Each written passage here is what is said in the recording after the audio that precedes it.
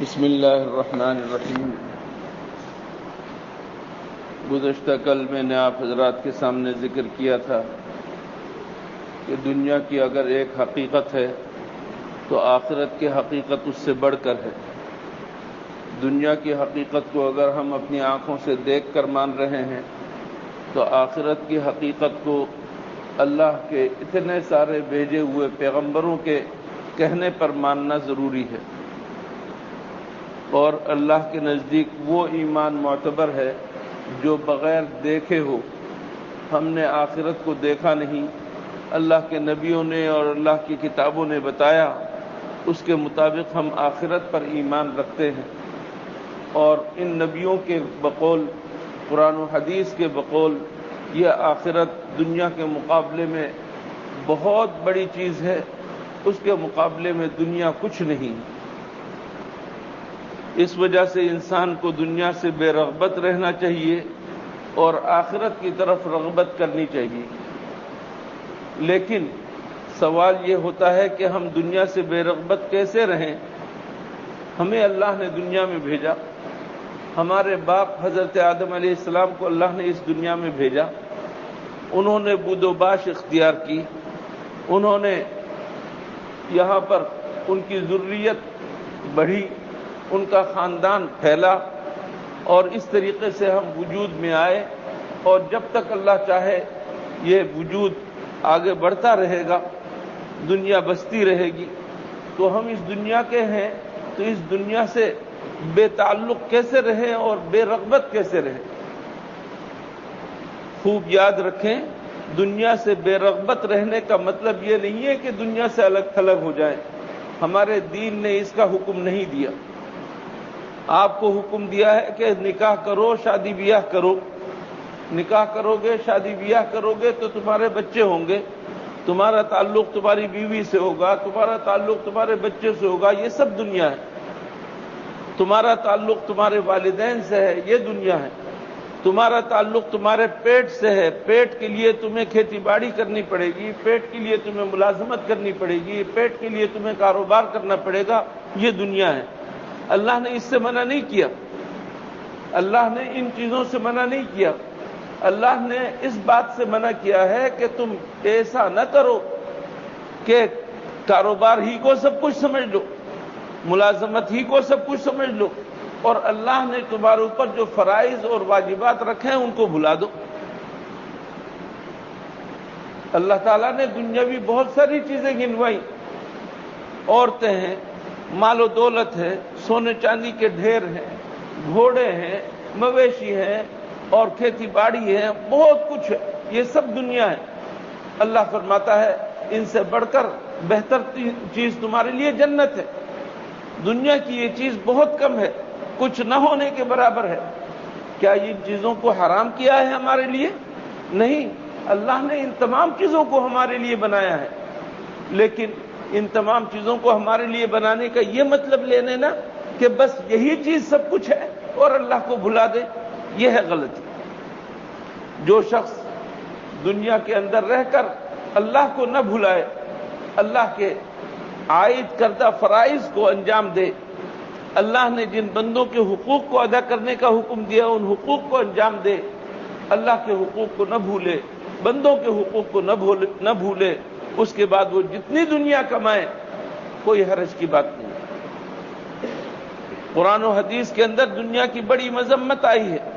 یہ وہ دنیا ہے جس کے اندر انسان مگن ہو کر رہ جاتا ہے، جس کے اندر دنیا جس کا ہو کر رہ جاتا ہے اس کی مذمت آئی ہے، ورنہ عام دنیا کی مذمت نہیں۔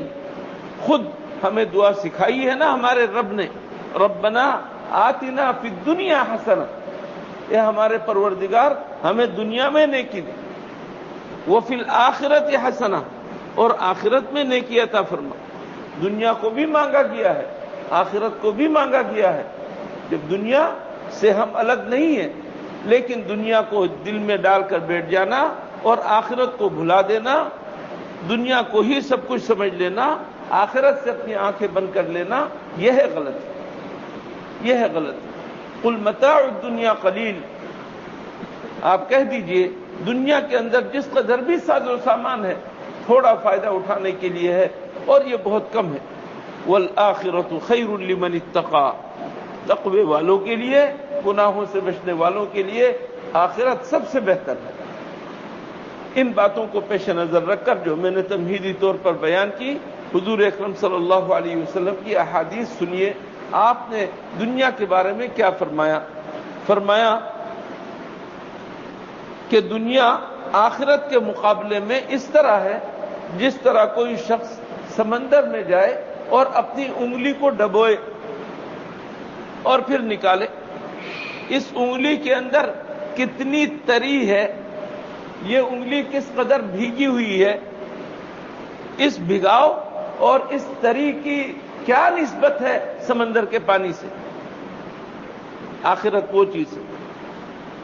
اس کی مثال یوں سمجھ لیجئے، اللہ نے ہمیں پیدا کیا، ماں کے پیٹ میں پہلے رکھا 9 مہینے، یہ ہماری کل دنیا ہے۔ جب ماں کے پیٹ سے ہم اس دنیا میں آئے تو ہمیں پتہ چلا کہ دنیا کتنی وسیع ہے۔ اس کے مقابلے میں یہ ماں کا پیٹ کس قدر تنگ ہے، لیکن جب تک بچہ ماں کے پیٹ میں ہوتا ہے اس کی وہی دنیا ہوتی ہے اور وہ بہت بڑی چیز ہے، اور جب اس دنیا میں آتا ہے تو پتہ چلتا ہے کہ وہ کس قدر تنگ کی چیز ہے۔ اب ہم اس دنیا کی وسعت کو سمیٹ نہیں پاتے، سورج، چاند، مریخ، ستارے، سیارے، یہ جنگلات، یہ صحرا اور یہ پہاڑ، یہ دریا، یہ ساری چیزیں دنیا کس قدر وسیع ہے کہ ہم ان کا احاطہ نہیں کر سکتے۔ لیکن جب ہماری آنکھیں بند ہوں گی، ایک عالم اور شروع ہوگا، عالم برزخ۔ اس عالم برزخ کی اتنی وسعت ہوگی کہ تم سمجھو گے دنیا کیا ہے، یہ تو ماں کے پیٹ سے بھی تنگ ہے۔